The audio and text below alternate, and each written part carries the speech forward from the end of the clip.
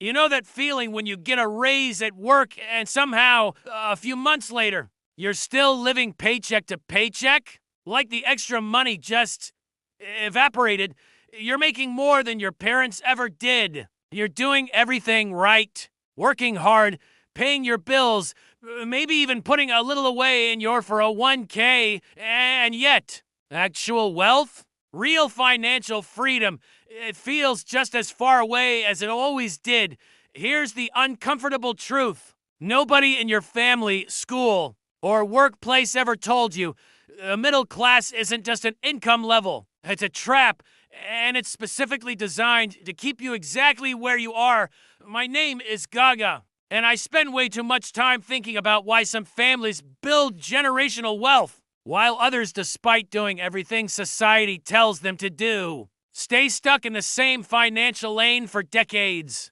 If you want to understand the real mechanics of this trap and, more importantly, how to escape it, make sure to hit that subscribe button and give this video a thumbs up if it ends up changing the way you see your finances. Now, before we get into the trap itself, let me ask you something. What does being middle class actually mean to you? Most people would say it means having a steady job, owning a home, driving a decent car, sending your kids to college, and maybe taking a vacation once a year. And here's the thing, that description sounds pretty good, right? Comfortable, stable, respectable. Look closer at that list. A steady job, a home with a mortgage, a car with payments, college debt for your kids, a vacation you probably put on a credit card. Every single item on that list is a liability masquerading as a milestone. And that's where the trap begins. Let's start with what I call the lifestyle inflation machine. Here's how it works. You get a better job. Your income goes up. And almost immediately, your spending goes up to match it. You move to a nicer apartment. You trade in the old car. You start eating at better restaurants. You upgrade your wardrobe. None of these decisions feel irresponsible. In fact, they feel completely reasonable. You earn this. You deserve it. But here's what's actually happening in the background. Every dollar of lifestyle inflation is a dollar that will never build wealth for you. Economists call this hedonic adaptation, the human tendency to adjust to a new normal almost immediately, always wanting just a little more. The middle class doesn't just fall victim to this. The entire economy is built to exploit it. Think about it.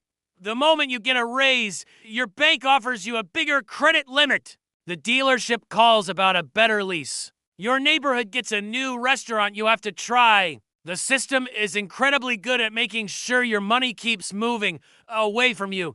And the worst part? Your income goes up in a straight line. Your taxes go up with it. Lifestyle inflation captures most of the rest. What's actually left to build wealth with is often smaller than what you had when you were making less.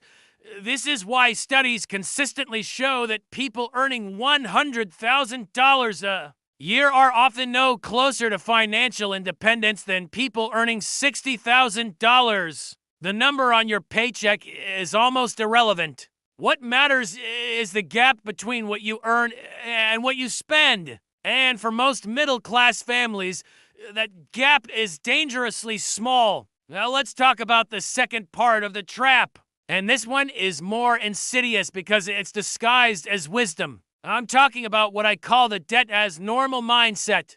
Middle-class culture has completely normalized debt, not just accepted it, celebrated it. A 30-year mortgage is called building equity. A car loan is called getting reliable transportation. Student loans are called investing in your future. Credit card debt is just Tuesday. And look, some of these tools, used correctly, can be valuable. The problem is that when debt becomes your default financial strategy, you're not building wealth. You're renting the appearance of wealth while someone else gets rich off your interest payments. Here's the math that will make your stomach drop. The average American household carries over $100,000 in total debt. Mortgage, car loans, student loans, credit cards. On that debt, they're paying somewhere between $1,500 and $2,500 every single month in interest alone. Not principal, just interest. Money that builds exactly zero wealth. Money that is gone forever. Over a 30-year period, that's potentially $500,000 to $700,000 paid purely in interest. $500,000 that evaporated, and if that same money had been invested instead, even in a basic S&P 500 index fund, it would have grown into several $1,000,000. That's not a personal finance tip. That's the difference between retiring comfortably and dying broke while working until you're 72. But here's where the trap gets really sophisticated. And this is the part that most financial content completely misses. The middle class doesn't just face financial headwinds. They face a specific structural information gap. Wealthy families, and I'm not talking about the ultra-rich. I'm talking about upper middle class families who actually build wealth across generations, operate on a completely different set of rules that are almost never taught in school, rules that aren't covered in the basic financial advice you find everywhere. For example, understand the difference between assets and liabilities at a gut level. A house you live in is not an asset. It's an expense with potential upside. An asset is something that puts money in your pocket. Rental properties, dividend-paying stocks, a business. Most middle-class families own almost no real assets. Their entire net worth is tied up in their primary home and their retirement accounts that they can't touch for decades. Wealthy families also understand tax strategy in ways the middle class never learns. The W-2 employee, the backbone of the middle class, pays taxes at the highest effective rate of anyone. They can't write off business expenses. They can't depreciate assets. They can't take advantage of the tax benefits that business owners and investors use constantly. The tax code is essentially written to reward asset ownership and penalize earned income. Middle-class families live almost entirely on earned income. And then there's the network gap. Wealthy families have access to opportunities that never appear on any job board or investment platform. A business deal that happens at a golf club. The real estate opportunity passed along between friends. Introduction that turns into a career-changing partnership. These opportunities compound over time just like money does. And the middle class is almost completely locked out of them. Now, I want to be very clear here. This is not a conversation about blaming the system or feeling sorry for yourself. This is about understanding the rules of the game so you can actually play it differently. Because here's what's genuinely exciting. The trap is real.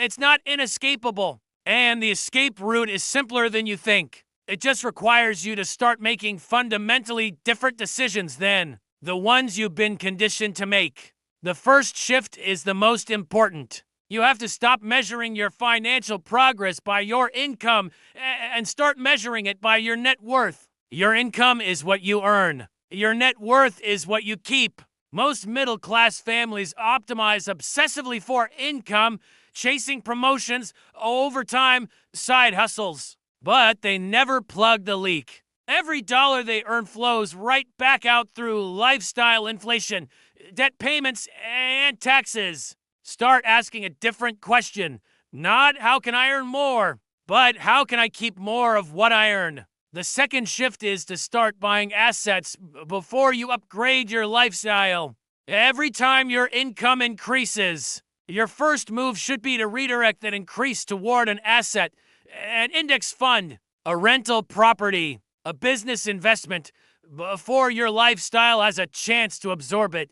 This is the core mechanic that separates wealth builders from wealth earners. They capture the surplus before it disappears. The third shift is to treat debt the way wealthy people treat it, as a tool with a specific purpose, not a lifestyle subsidy. High interest debt is always the enemy. Low interest debt used to acquire appreciating assets can be a lever. Consumer debt to fund a lifestyle you can't actually afford is just an expensive way to feel rich while staying poor. None of this is revolutionary information. But here's why most people never act on it. The middle class trap isn't just financial, it's social, it's cultural, it's emotional. When everyone around you is buying new cars, upgrading their kitchens, and taking Instagram-worthy vacations, choosing to live below your means feels like failure. It feels like you're not keeping up. And for most people, the social pressure to appear successful is stronger than the logical desire to actually become financially free. The families that escape the middle class trap aren't the ones who earn the most.